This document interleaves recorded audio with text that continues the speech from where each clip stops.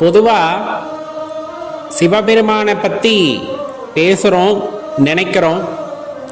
அந்த பரத்தை பற்றி நினைக்கும் போது கண்டிப்பாக ஒரு ஆனந்தம் அப்படிங்கிறது ஒவ்வொரு உள்ளத்திலும் ஏற்படும். அதில் எந்த விதமான சந்தேகத்திற்கும் இடமில்லை. நம்ம ஏற்கனவே சொல்கிற மாதிரி பார்த்தீங்கன்னா, இன்னும் இந்த உடலை தேடி பல உயிர்கள் தவம் கிடக்கின்றன. தான் செய்த கர்மத்தை எல்லாம் கழித்து விட வேண்டும், இறைவனின் திருவடியை அடைந்து விட வேண்டுமே என்று இந்த மனித பிறவி கிடைக்காதா அப்படின்னு ஏங்கிக் கொண்டிருக்கின்ற உயிர்கள் கோடியிலும் கோடி.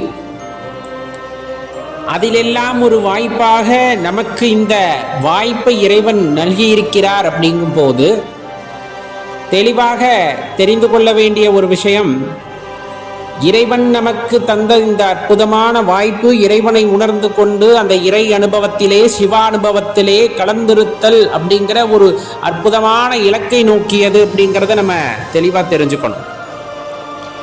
காற்றுள்ள போதே தூற்றிக்கொள் அப்படின்னு சொல்லுவாங்க இல்லையா?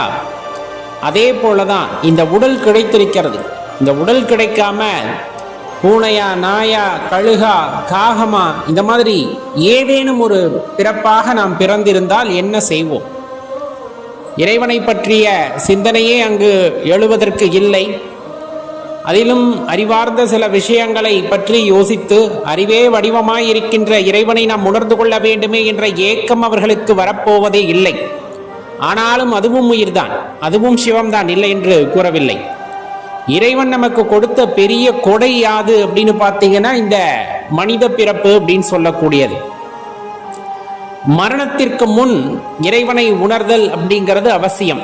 இப்ப நமக்கு ஒரு 30-40 வயதை கடக்கிறது, 50-60 வயதை கடக்கிறதுனாலும் இன்னமும் நாம் எண்ணிக்கொண்டிருப்போது என்ன அப்படின்னு பார்த்தோம்னா, இறைவனை சேவிக்க வேண்டும், இறைவனை பாட வேண்டும், புகழ வேண்டும். இந்த மாதிரி அதில் ஒரு சிலருக்கு மட்டுமே அடுத்த கட்டமான இறைவனுடன் இரண்டரை கலக்க வேண்டும் அப்படிங்கிற அந்த எண்ணம் இருக்கும்.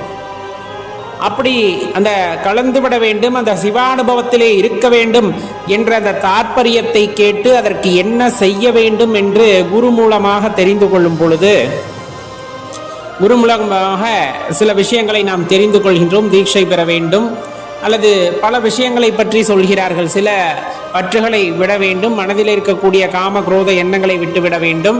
இந்த மாதிரி நிறைய விஷயங்களை சொல்லும் பொழுது, இத்தனையை விடணுமா? சரி, ஒரு 10 வருஷம் போகட்டும், நம்ம குழந்தைகளுக்கு திருமணம் ஆகட்டும், அதன் பிறகு நம்ம இந்த நெறிகளை எல்லாம் கடைபிடித்துக் கொள்ளலாம் அப்படிங்கிற ஒரு மனசு நமக்கு வருது. அப்படின்னா அந்த 10 வருடம் ஆன பிறகு, குழந்தைகளுக்கு திருமணமும் ஆன பிறகு நாம் அந்த வழியை தேர்ந்தெடுக்கின்றோமா அப்படின்னு பார்த்தோம்னா ஒரு 50-55 வயசுல.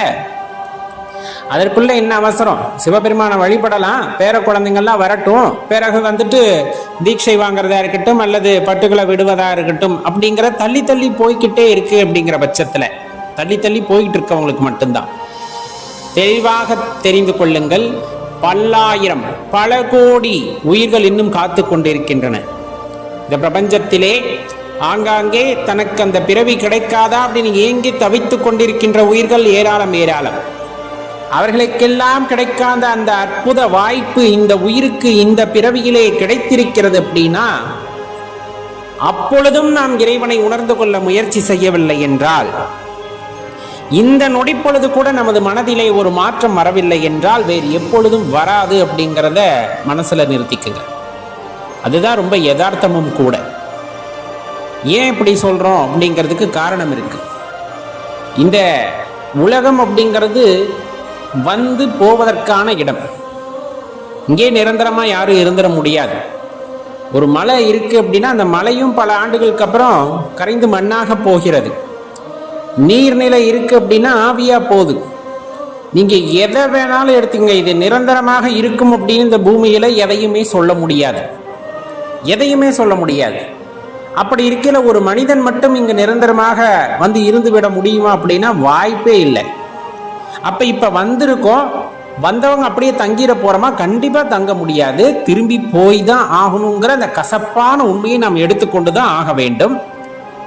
வந்தவன் திரும்புவது விதி என்றால் வந்தவனுக்கு ஒரு வாய்ப்பு கிடைத்திருக்கிறது அல்லவா இறைவனை. அதாவது இவ்வளவு பெரிய பிரம்மாண்டத்தை, நீங்க பூமியை மட்டும் எடுத்துக்காதீங்க, பூமியை தாண்டி அந்த சூரிய குடும்பமாக இருக்கட்டும், அதை தாண்டி அண்டம், பேரண்டம், பிரபஞ்சம், இந்த மாதிரி பல விஷயங்களாக இருக்கட்டும், அந்த அபூர்வமான விஷயங்களை எல்லாம் படைத்த இறைவன்